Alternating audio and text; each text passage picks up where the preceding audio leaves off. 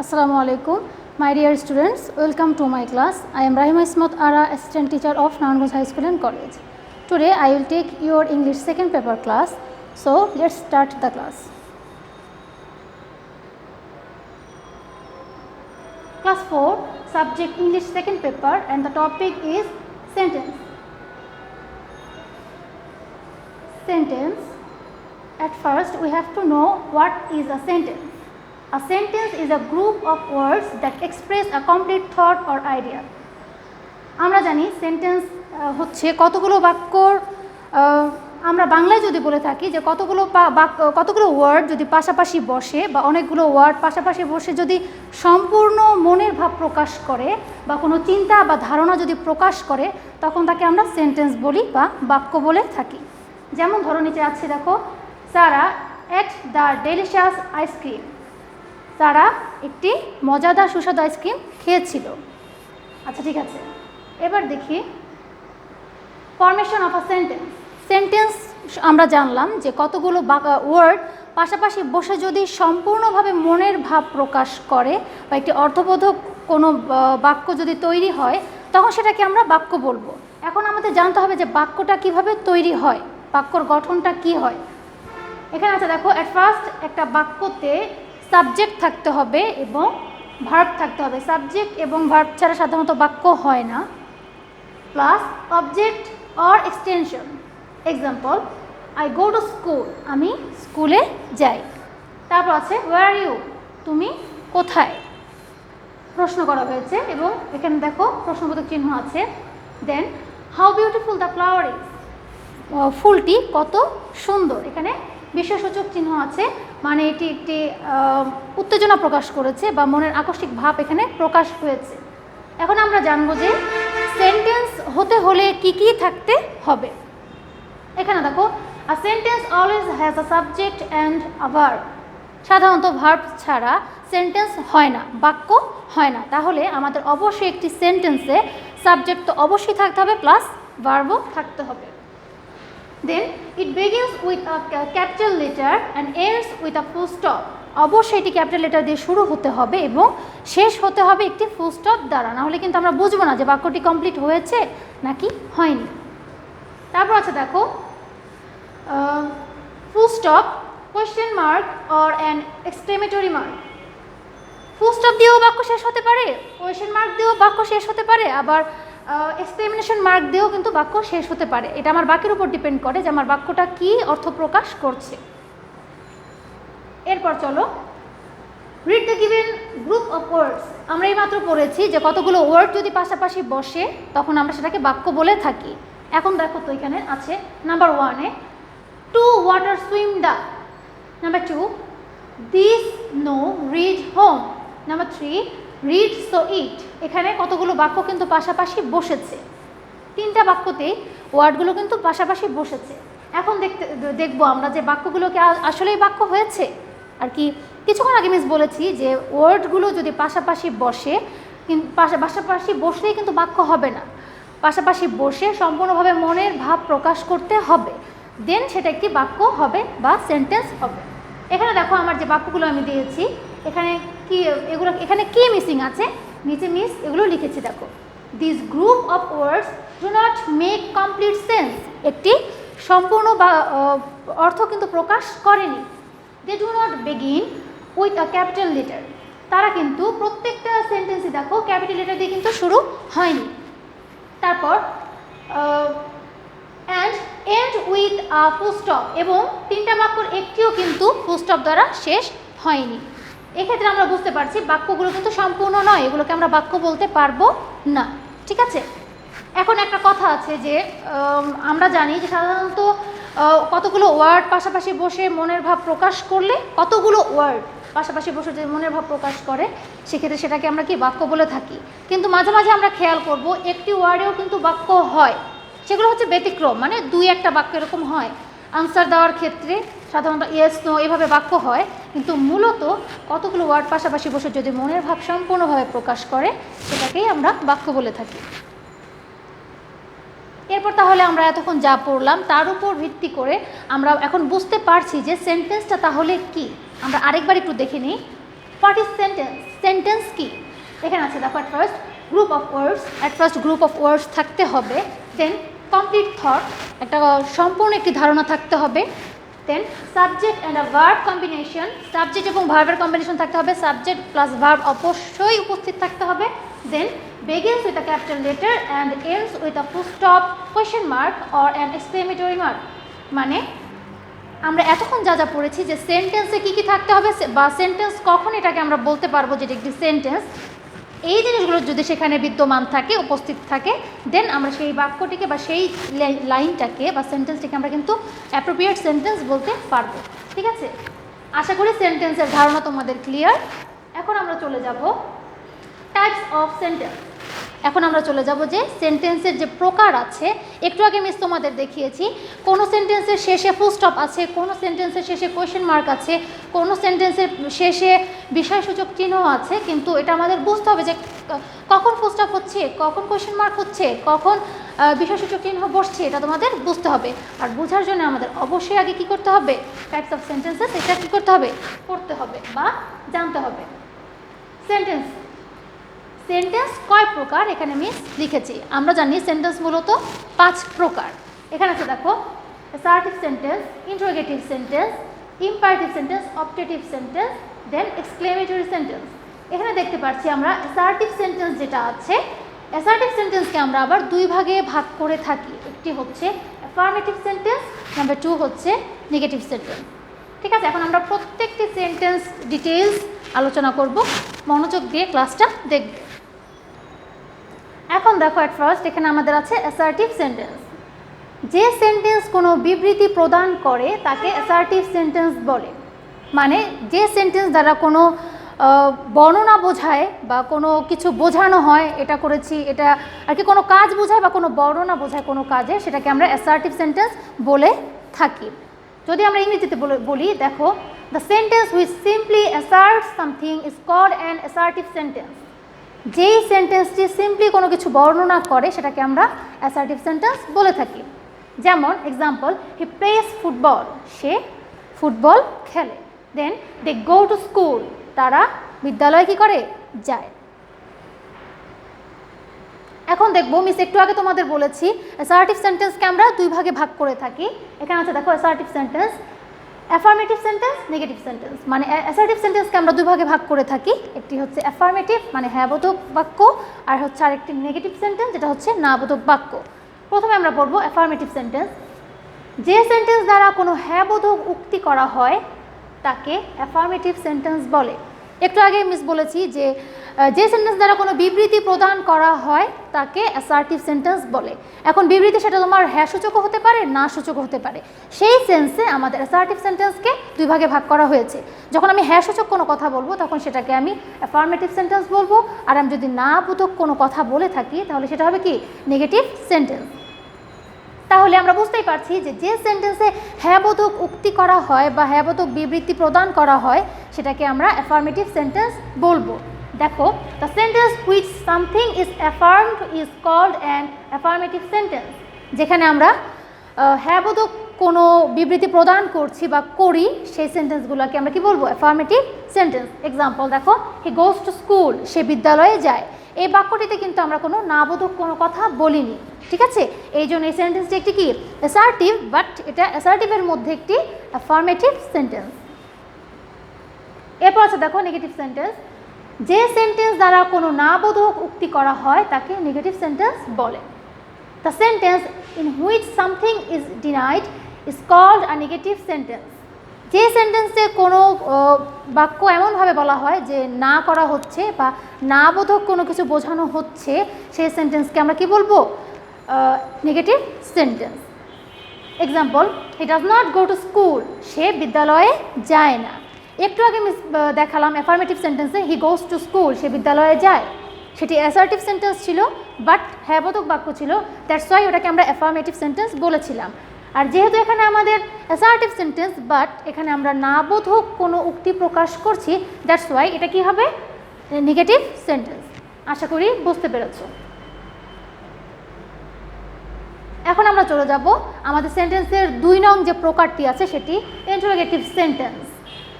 যে সেন্টেন্স দ্বারা কোনো ব্যক্তি বা বস্তু সম্পর্কে কোনো কিছু জিজ্ঞাসা করা হয় তাকে ইন্টারোগেটিভ সেন্টেন্স বলে। যে সেন্টেন্স দ্বারা কোনো প্রশ্ন করা হয়ে থাকে, এটা ব্যক্তি হতে পারে, বস্তু হতে পারে, তার উদ্দেশ্যে কোনো কিছু যদি প্রশ্ন করা হয় তাহলে আমরা সেটাকে কী বলবো? Interrogative sentence.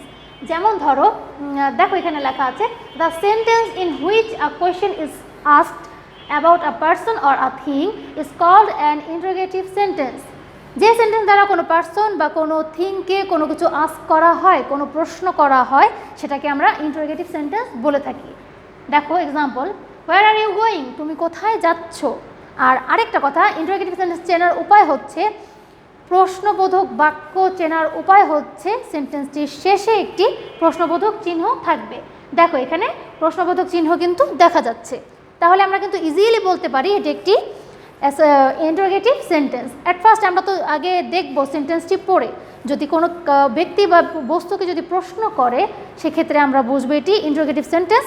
তারপর খেয়াল করব যদি কোয়েশ্চেন মার্ক থাকে, দেন আমরা সম্পূর্ণ ক্লিয়ার হয়ে যাব যে সেন্টেন্সটি একটি ইন্টারোগেটিভ সেন্টেন্স। এবার চলো ইম্পারেটিভ সেন্টেন্স। যে সেন্টেন্স দ্বারা কোনো আদেশ, নিষেধ, উপদেশ, অনুরোধ ইত্যাদি বোঝায় তাকে ইম্পারেটিভ সেন্টেন্স বলে। যে বাক্য দ্বারা কোনো আদেশ করা হয় বা কোনো কিছু নিষেধ করা হয় বা উপদেশ দেওয়া হয় বা অনুরোধ করা হয়, সেই বাক্যগুলোকে আমরা ইম্পারেটিভ সেন্টেন্স বলবো। দেখো কি লেখা আছে, the sentence which expresses command, advice, request etcetera is called an imperative sentence. মানে বাংলায় আমি যা বলেছি, যে সেন্টেন্সে কমান্ড দেওয়া হয়, তোমার অ্যাডভাইস বা রিকোয়েস্ট ইটিসি এক্সেট্রা করা হয়, সেই সেন্টেন্সগুলোকে আমরা ইম্পারেটিভ সেন্টেন্স বলে থাকি। যেমন আমরা সবসময় কিন্তু স্কুলে যাব, পড়তে বসবো, ঘুমাবো, খাবো দাবো, এগুলোই কিন্তু শুধু বলি না। আমরা অনেক সময় আমাদের প্রয়োজনার্থে আমরা কিন্তু অনেক কিছু রিকোয়েস্ট করি, কাউকে কিছু অর্ডার করি, কাউকে কিছু করতে নিষেধ করে থাকি, তারপর আমরা তোমাদেরকে কমান্ড করি, অর্ডার করি।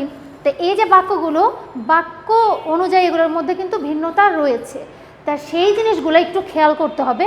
আর যেই জিনিসগুলো আমি সেখানে উল্লেখ করেছি সেইগুলো যদি বাক্যে প্রেজেন্ট থাকে, আদেশ, নিষেধ, অনুরোধ, তারপর হচ্ছে উপদেশ, এগুলো যদি প্রেজেন্ট থাকে তাহলে আমরা বুঝবো বাক্যটি হচ্ছে একটি ইম্পারেটিভ সেন্টেন্স। দেখো example, listen to your teacher. তুমি তোমার শিক্ষকের কথা কি মনোযোগ দিয়ে শুনবে, এটা একটি তুমি উপদেশ ধরে নিতে পারো।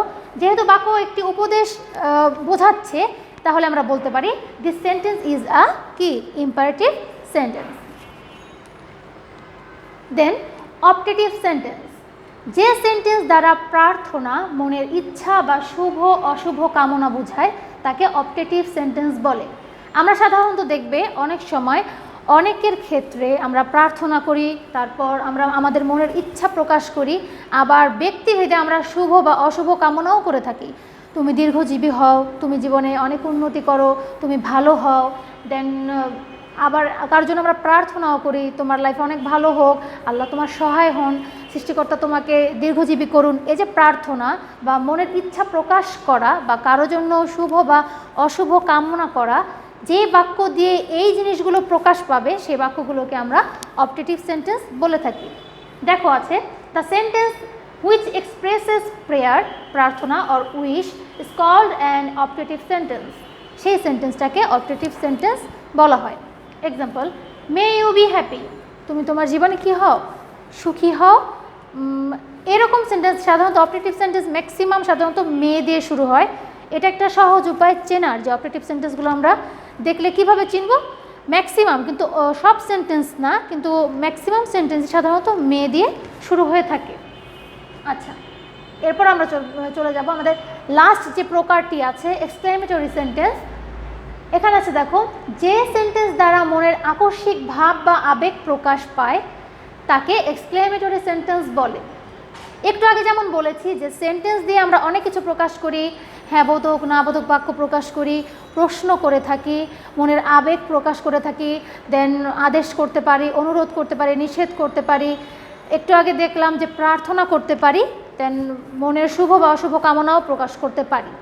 এছাড়াও আমরা আরও কিছু করতে পারি, যেমন কোনো কিছু দেখে খুশি হয়ে যাওয়া, অনেক বেশি উত্তেজনা কাজ করা, সেটা তোমার স্যাড সাইডও হতে পারে, আবার তুমি খুব হ্যাপি হয়েও মনের উত্তেজনাটা প্রকাশ করতে পারো।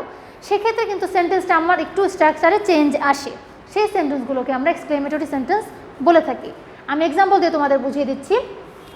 এখানে দেখো লেখা আছে, the sentence which expresses some sudden feelings of mind is called an exclamatory sentence. কিছু সেন্টেন্স আমরা হঠাৎ করে কোনো কিছু দেখে খুশি হয়ে যাই, বা হঠাৎ তুমি কোনো দুঃখের সংবাদ শুনে, বা তুমি উত্তেজনা তোমার কাজ করছে, বাট সেটা দুঃখের জন্য, মানে আমরা আমাদের উত্তেজনাটা আমাদের দুঃখের ক্ষেত্রেও প্রকাশ করতে পারি, আবার আমরা অনেক আনন্দ হয়েও কিন্তু প্রকাশ করতে পারি। আমাদের মনের যে আকস্মিক ভাব, এই ভাবটা যেই সেন্টেন্স দ্বারা প্রকাশ করে থাকি, সেই সেন্টেন্সগুলোকে আমরা এক্সক্লেমেটরি সেন্টেন্স বলে থাকি। Example, what a nice bird it is. পাখিটি দেখতে কি সুন্দর বা কত সুন্দর। দেন আছে দেখো, hurray we have won the game. আচ্ছা, we have won the game, আমরা কি, আমরা খুব মজা প্রকাশ করছে। আমরা সাধারণত কোনো কিছুতে বেশি আনন্দ প্রকাশ করতে গেলে আমরা হুরে, ব্রাভো এই ওয়ার্ডগুলো ব্যবহার করে থাকি। আর এই ওয়ার্ডগুলো দেখে সাধারণত আমরা বুঝতে পারি, এলাস, হুরে, ব্রাভো এই ওয়ার্ডগুলো দেখে আমরা বুঝতে পারি যেগুলো এক্সক্লেমেটরি সেন্টেন্সে এগুলো ব্যবহার করা হয়। এখানে দেখো উত্তেজনা প্রকাশ করেছে, we have won the game, আমরা খেলায় জিতে গিয়েছি। আর এখানে হচ্ছে যে পাখিটা কি সুন্দর, হঠাৎ করে তুমি একটা খুব সুন্দর পাখি দেখলে, পাখি দেখে তুমি বলে উঠলে যে পাখিটা তো অনেক সুন্দর। সেক্ষেত্রে কিন্তু আমাদের আবেগটা কাজ করে, আকস্মিক আবেগটা যে কাজ করে সেটাকে আমরা কি বলবো, এক্সক্লেমেটরি সেন্টেন্স। আরেকটা চেনার উপায় হচ্ছে, এরকম এক্সক্লেমেটরি সেন্টেন্সের শেষে দেখো এক্সক্লেমেশন মার্ক থাকে। আমরা সবাই বিশেষসূচক চিহ্নটা চিনে থাকি। এখানে দেখো এখানে বসেছে, আর এরকম ওয়ার্ডগুলো আমাদের এক্সাইটমেন্টের যে ওয়ার্ডগুলো আমরা প্রকাশ করে থাকি, সাধারণত ব্রাভো, হুরে, এলাস এগুলোর সাথেই আমরা সাধারণত এক্সক্লেমেশন মার্কগুলো ব্যবহার করে থাকি। আমি তোমাদের এক্সাম্পলের সাথে আরও ভালো করে বুঝিয়ে দিব। এখন মিস এই 5 প্রকার তোমাদের পড়ানো শেষ। এখন এর আলোকে মিস কতগুলো সেন্টেন্স রেখেছি, চলো আমরা এখন সেগুলো পড়ব। Write the name of the following sentences. এভাবে তোমাদের পরীক্ষা আসবে, বাট অবশ্যই অ্যান্সার দেওয়া থাকবে না, তাই না? এখানে আছে দেখো, ব্রিং দ্য বক্স হিয়ার, বক্সটা এখানে আনো। এখানে একটা অর্ডারের মতো হচ্ছে, তাই এটা কি হবে, ইম্পারেটিভ সেন্টেন্স। তারপর আছে দেখো, may you be happy in your life, তুমি তোমার লাইফে অনেক সুখী হও। এটা একটা প্রার্থনা করেছি বা মনের ইচ্ছা প্রকাশ করেছি, এই জন্য এটা কি হয়েছে, objective sentence. Then he can not run fast, সে দ্রুত দৌড়াতে পারে না। সেন্টেন্সে আমি একটা বিবৃতি প্রদান করেছি, বা কোনো কিছু বর্ণনা করেছি, বা কোনো অর্থ প্রকাশ করেছি। এটা কোনো স্পেশাল তোমার ইন্টারোগেটিভ, অবজেক্টিভ এরকম কিছু প্রকাশ করছে না, একটি সাধারণ বাক্য। এটাকে আমি অ্যাসার্টিভ সেন্টেন্স বলতে পারি। কিন্তু আমরা জানি যে অ্যাসার্টিভ সেন্টেন্স 2 প্রকার, হ্যাঁ বোধক, না বোধক। এটা একটি অ্যাসার্টিভ সেন্টেন্স, বাট কোন প্রকারের মধ্যে পড়েছে আমাদেরকে সেইটা লিখতে হবে, ঠিক আছে? হি ক্যান নট রান ফাস্ট, যেহেতু না বোধক বোঝাচ্ছে, এই জন্য আমরা বলতে পারি এটি একটি negative sentence. Then D, what a beautiful place it is, এটা কত সুন্দর একটি জায়গা, মনের আকস্মিক ভাব প্রকাশ করেছে, তাই এটা আমরা বলতে পারি এক্সক্লেমেটরি সেন্টেন্স। আশা করি বুঝেছ। দেন নাম্বার ই, I will tell you a story, আমি তোমাকে একটি গল্প বলবো। এটাও একটি সাধারণ বাক্য এবং এটি একটি অ্যাসার্টিভ সেন্টেন্স, বাট যেহেতু হ্যাঁ বোধক তাই আমরা এখানে অ্যাফার্মেটিভ সেন্টেন্স লিখেছি। F, we should do exercise daily, আমরা আমাদের উচিত ডেইলি কী করা, আমাদের এক্সারসাইজ করা। যেহেতু এটা একটি উপদেশমূলক বাক্য, বলা হচ্ছে আমাদের উচিত অনুচিত সাধারণত আমরা উপদেশমূলক বাক্যে ব্যবহার করে থাকি, দ্যাটস ওয়াই এটি একটি ইম্পারেটিভ সেন্টেন্স। তারপর লং লিভ দ্য প্রেসিডেন্ট, আমাদের প্রেসিডেন্ট দীর্ঘজীবী হোক, এটি একটি প্রার্থনা করেছি। তাহলে প্রার্থনা বা মনের ইচ্ছা এগুলো আমরা জানি অবজেক্টিভ সেন্টেন্সে আমরা প্রকাশ করে থাকি, তাহলে এটি একটি objective sentence. H, what a lovely girl Meena is, Meena খুবই একটি সুন্দর একটি মেয়ে, সুন্দর দিয়ে প্রকাশ করা যায়। মিনা কত সুন্দর একটি মেয়ে, এভাবে প্রকাশ করেছে। এই জন্য এটা একটি, দেখো এখানে এক্সক্লেমেশন মার্ক আছে, যদি তোমার বুঝতে কষ্টও হয় তুমি এক্সক্লেমেশন চিহ্ন দেখে কিন্তু তুমি বুঝে যাবে যে এটি একটি এক্সক্লেমেটরি সেন্টেন্স। এরপর I, do you like to play chess, তুমি কি দাবা খেলতে পছন্দ করো? এটা তোমাকে একটি প্রশ্ন করা হয়েছে, খুব ইজিলি আমরা বুঝতে পারছি এটি একটি interrogative sentence. Number J, alas the man is dead, খুবই দুঃখের একটা কথা, খুব দুঃখের ক্ষেত্রে আমরা অ্যালাস ব্যবহার করি।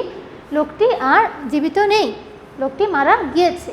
এই জন্য যেহেতু অ্যালাস ব্যবহার করা হয়েছে, মনের উত্তেজনা প্রকাশ করা হয়েছে, বাট সেটা কিসের ক্ষেত্রে? দুঃখের ক্ষেত্রে, যে স্যাড হয়ে যে লোকটি মারা গিয়েছে। এই জন্য আমরা এখানে বিশেষসূচক চিহ্ন ব্যবহার করেছি, এবং বিশেষসূচক চিহ্ন যেহেতু ব্যবহার করা হয়েছে, এটি একটি এক্সক্লেমেটরি সেন্টেন্স। এখানে সেন্টেন্স হবে, এখানে অ্যাসটা হবে না, যেহেতু এখানে সিঙ্গেল একটি সেন্টেন্স, এখানে অ্যাসটা হবে না। তারপর কে, হুজ পেন ইজ দিস, এই কলমটি কার? জিজ্ঞেস করা হয়েছে, প্রশ্ন করা হয়েছে কলমটির ক্ষেত্রে, যে কলমটি কার। প্রশ্ন যেহেতু করা হয়েছে, প্লাস কোয়েশ্চেন মার্ক যেহেতু এখানে প্রেজেন্ট আছে, আমরা বলতে পারি এটি একটি interrogative sentence. Then L number, please give me your pencil, দয়া করে তোমার পেন্সিলটা আমাকে দাও। অনুরোধ করা হয়েছে, আদেশ, নিষেধ, অনুরোধ, এগুলো যেই সেন্টেন্স উপস্থিত থাকে সেই সেন্টেন্সকে আমরা কি বলে থাকি বলো তো? Imperative sentence. দেখো মিস এখানে লিখেছি imperative sentence. Number M, the rose is a beautiful flower. আমরা জানি গোলাপ খুবই সুন্দর একটি ফুল। এখন এখানে একটু কথা আছে, দুইভাবে বলা যায়। যেমন ধরো এখানে আমি বলেছি যে গোলাপ খুবই সুন্দর একটি ফুল, এটা কিন্তু সাধারণ বাক্য, তাই এটা যেহেতু হ্যাঁ বোধক, তাই এটা আমি অ্যাফার্মেটিভ সেন্টেন্স বলেছি। যদিও এটা অ্যাফার্মেটিভ, কিন্তু আমরা বলতে পারি এটা একটি অ্যাসার্টিভ সেন্টেন্স। অ্যাসার্টিভ সেন্টেন্সের মধ্যে এটি একটি অ্যাফার্মেটিভ সেন্টেন্স। এখন দেখো এই সেন্টেন্সটা আমি দুভাবে বলতে পারি। একভাবে the rose is a beautiful flower, সিম্পলভাবে আমি বলেছি যে গোলাপ একটি সুন্দর ফুল। আমি আরেকভাবে বলতে পারি what a beautiful flower rose is. যখন হোয়াট আ বিউটিফুল ফ্লাওয়ার বলবো, উত্তেজনা প্রকাশ করবো, তখন বলো তো আমরা এটাকে কী সেন্টেন্স বলতে পারি? তখন ওটাকে আমরা বলতে পারি এক্সক্লেমেটরি সেন্টেন্স, কারণ ওখানে আমি উত্তেজনা প্রকাশ করে সেন্টেন্সটি বলছি। কিন্তু এখানে কিন্তু আমি সিম্পলভাবে বলেছি rose is a beautiful flower, that's why এটি একটি অ্যাসার্টিভ সেন্টেন্স, মানে অ্যাফার্মেটিভ সেন্টেন্স। আর what a beautiful flower the rose is, এভাবে যখন বলবো তখন সেটা কী হবে বলো তো? Exclamatory sentence. আশা করি বুঝেছ। এখন দেখবে যে পরীক্ষায় কীভাবে আনসার করবে। পরীক্ষায় আমাদের এভাবে প্রশ্ন থাকে, write the name of the following sentences. এখানে দুটো দিয়েছি, সাধারণত তোমাদের দুইটা সেন্টেন্স আসে না, দুইটার অধিকই আসে, 5টা আসে। সেখানে তোমরা কীভাবে আনসার করবে? ধরো এটা 1 নং question, answer to the question নং 1, দেন কাম হিয়ার, এখানে আসো, এটা একটা অর্ডার ধরা যায়। এই জন্য এটা ইম্পারেটিভ সেন্টেন্স, যেহেতু আদেশ করা হচ্ছে তাই এটা imperative sentence. Then he does not read newspaper, সে সংবাদ পত্রিকা সে পড়ে না, এটি একটি অ্যাসার্টিভ সেন্টেন্স। অ্যাসার্টিভ সেন্টেন্সের মধ্যে নেগেটিভ সেন্টেন্স, দেখো এখানে মিস নেগেটিভ সেন্টেন্স লিখেছি। মানে তোমার প্রশ্নর নং অনুযায়ী আনসার টু দ্য কোয়েশ্চেন নং 1 লিখে এ লিখে আনসারটা লিখে দিবে, বি লিখে আনসারটা লিখে দিবে। আশা করি বুঝতে পেরেছো। আমি চেষ্টা করেছি যে ক্লাসটা যেন তোমরা সহজভাবে বুঝতে পারো, এবং বাসায় আমি যেহেতু বোঝানোর চেষ্টা করেছি, কিন্তু তোমাদের বাসায় বুঝতে হবে, বাসায় বারবার করার চেষ্টা করতে হবে, তাহলে কিন্তু তোমরা আরও ভালোভাবে বুঝতে পারবে। আশা করি ক্লাস বুঝেছো। আর বুঝতে না পারলে বারবার দেখার চেষ্টা করবে, তাহলেই বুঝতে পারবে। সেন্টেন্সগুলো বাসায় খাতায় তুলে বাসায় প্র্যাকটিস করবে। আজ আর নয়, সবাই ভালো থাকবে, সুন্দর থাকবে। Good bye.